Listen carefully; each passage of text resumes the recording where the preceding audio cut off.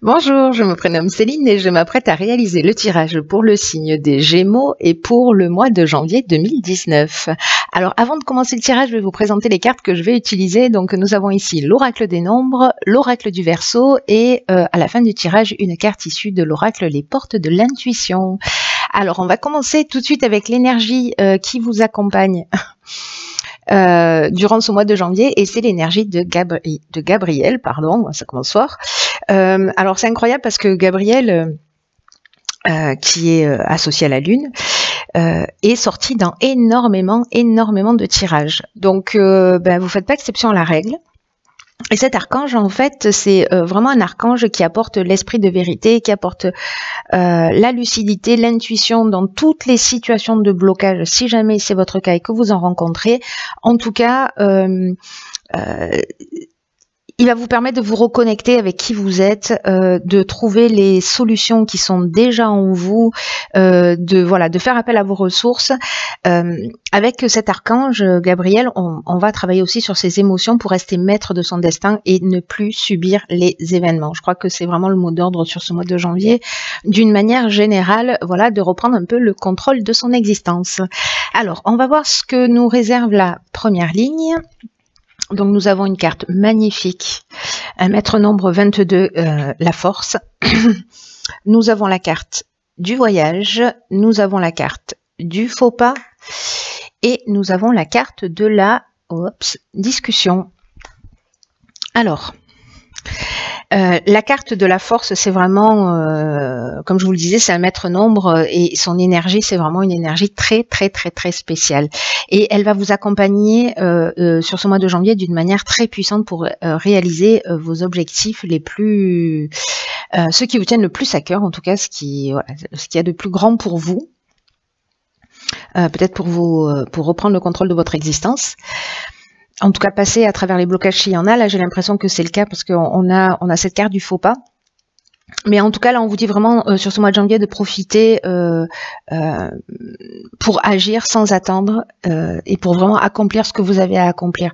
Donc là, on vous dit mobilisez vos forces, osez voir grand. Voilà, les vibrations qui vous entourent sont vraiment très positives et elles vont vous aider à vivre ce que vous souhaitez au plus profond de vous-même. Donc, osez voir grand et prenez conscience de la force qui est en vous pour accomplir ce que vous désirez.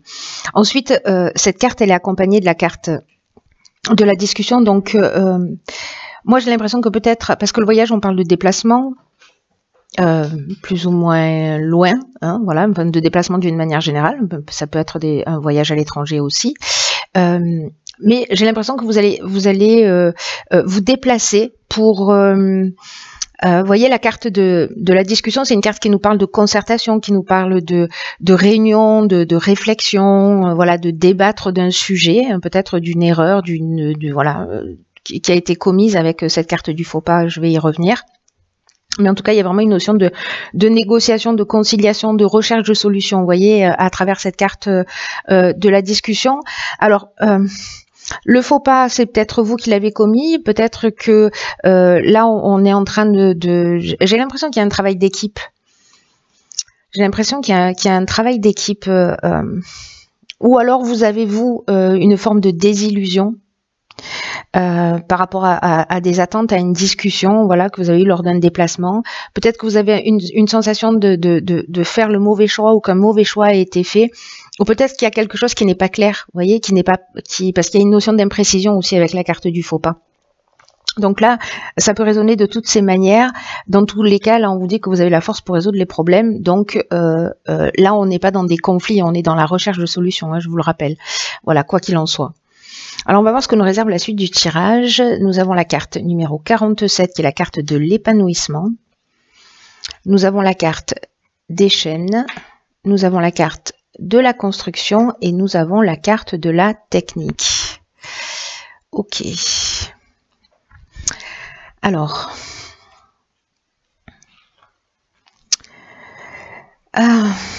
cette carte de l'épanouissement, elle nous dit encore une fois que vous êtes vraiment sous de très belles influences. Hein. Là, c'est une carte qui nous dit d'une manière générale que s'il y a des agitations dans votre vie, je pense que c'est peut-être lié à cette situation, qui peut être aussi bien dans le domaine professionnel que sentimental. Hein. Là, ça peut toucher tous les domaines. Je ne sais pas pourquoi moi je l'ai lié, c'est peut-être la salle de réunion qui m'a mis sur la voie de la voie professionnelle, mais ça peut vraiment résonner dans tous les domaines, pour le coup. Donc, je reviens à cette carte de l'épanouissement qui nous dit que s'il y a des agitations, que s'il y a des problématiques, s'il y a des blocages dont nous parlait Gabriel tout à l'heure, ils ne vont pas durer, voilà, et ils vont laisser place à un réel épanouissement. Donc là, on vous dit qu'il y a quelque chose de très positif pour vous et qu'il ne faut pas vous laisser influencer peut-être par des divergences qui soient passagères.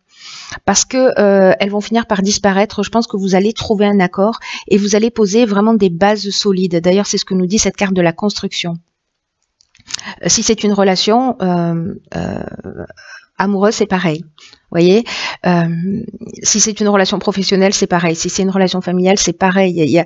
C'est toutes les histoires qui parfois demandent du temps, qui parfois demandent de faire des concessions. Mais à terme, c'est des concessions qui vraiment seront minimes comparées au bien-être que cette relation, que cette situation va finir par vous apporter. Donc là, on vous demande quand même de garder confiance. Parce que nous avons aussi la carte des chaînes. La carte des chaînes, c'est peut-être vous vous sentez dans une situation peut-être de soumission, une situation de latence ou de blocage encore une fois. Peut-être de dépendance, peut-être que si c'est professionnel, vous êtes dans une forme vous êtes dans un arrêt de travail, vous voyez. Si c'est une relation sentimentale, peut-être qu'il y a une notion de stagnation ou de passivité, mais avec la carte de la technique, on est quand même dans le progrès, dans la recherche, dans le perfectionnement. Donc là, si on est en train de parler de relations humaines, je sais que c'est un peu particulier, parce que là, ça sonne vraiment technique, hein, pour le coup. Si c'est dans le domaine professionnel, vraiment, on est dans les nouvelles technologies, là, on est dans le sens de l'innovation, on est, voilà. Si c'est professionnel, vraiment il y a quelque chose qui se construit. Peut-être que ça stagne, peut-être que ça va pas aussi vite que ce que vous souhaitez, peut-être qu'il y a des divergences parce qu'il y a cette forme d'imprécision dont je vous parlais tout à l'heure avec cette carte du faux pas. Mais du coup, pour moi, vous allez trouver des solutions. Voilà, là on vous dit simplement, ne vous laissez pas perturber par ça, ne vous braquez pas, parce que il y a quand même quelque chose de constructif et d'épanouissant au bout de cette situation, encore une fois, peu importe le domaine. Alors, ensuite, nous avons la carte du partage. Ah ben voilà, ok. Très intéressant, vous allez voir pourquoi. Nous avons la carte des écrits, nous avons la carte de la régénération et la carte du marginal. Alors, fascinant. Alors, fascinant pourquoi? Je vous explique tout de suite. Parce que la carte numéro 2, beaucoup de 2 hein, dans votre...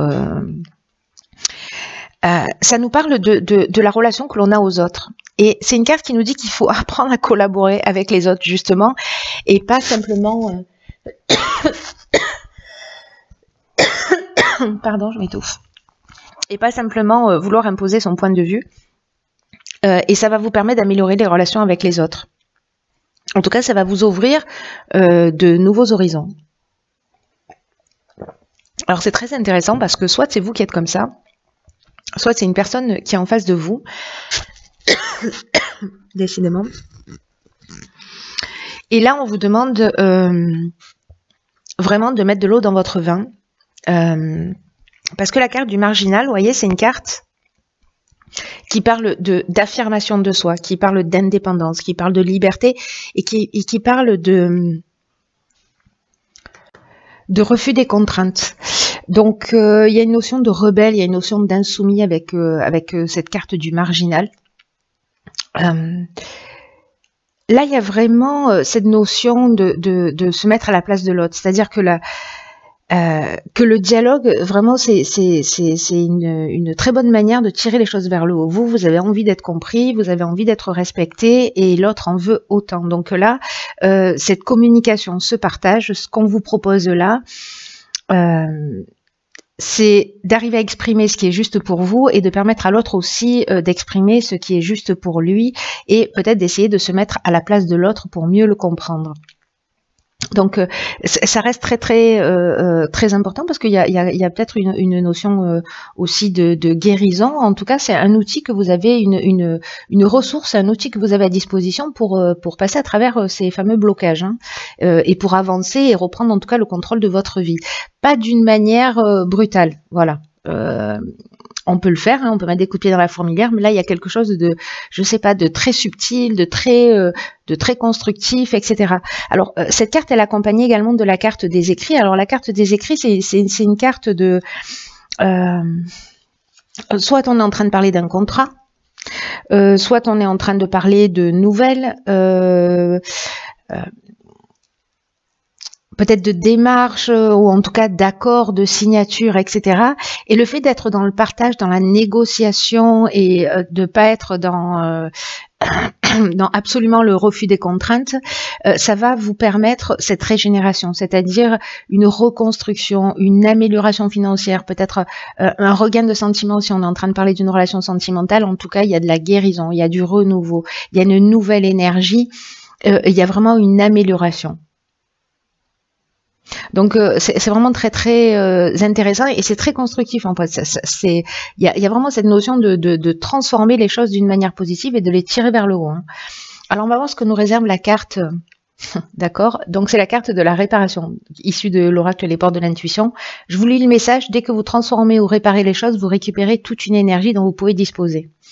Voilà, je vais m'arrêter là. Non, je vais pas m'arrêter tout à fait là parce que du coup, ça nous apporte des informations supplémentaires, cette carte, même si elle résume très bien, je trouve, le jeu.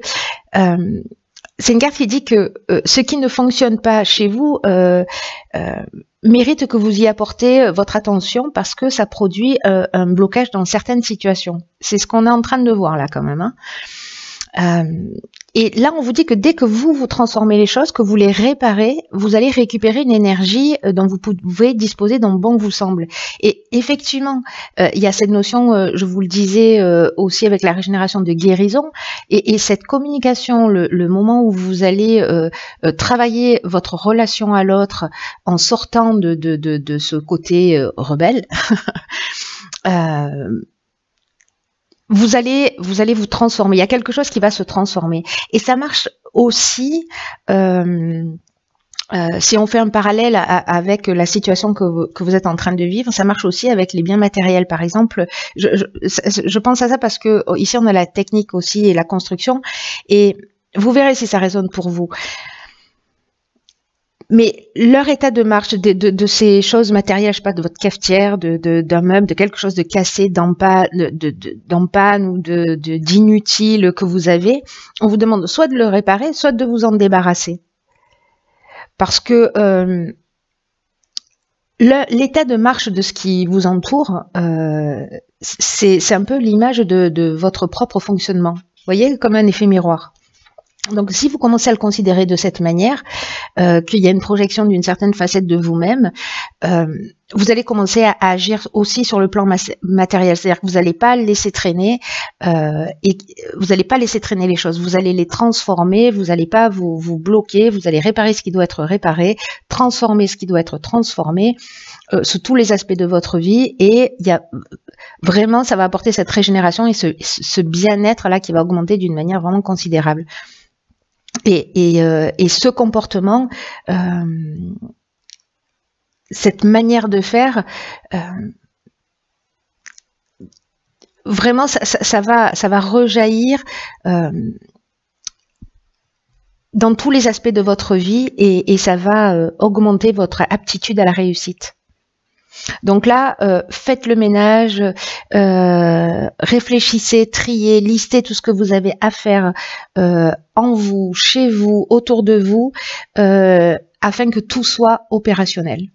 Voilà, techniquement, si vous avez des choses à régler, faites-le, parce que du coup, vous allez libérer une autre quantité d'énergie qui va être importante pour vous. Voilà, c'est un très beau jeu aussi qui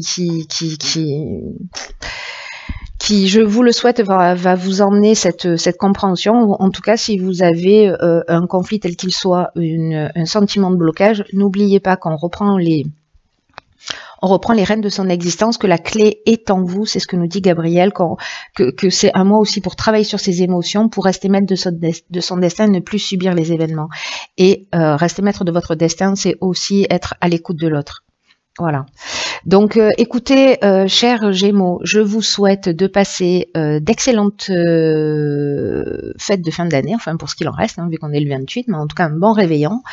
Et puis de passer un magnifique mois de janvier. Je vous embrasse et je vous dis à très vite pour un nouveau tirage.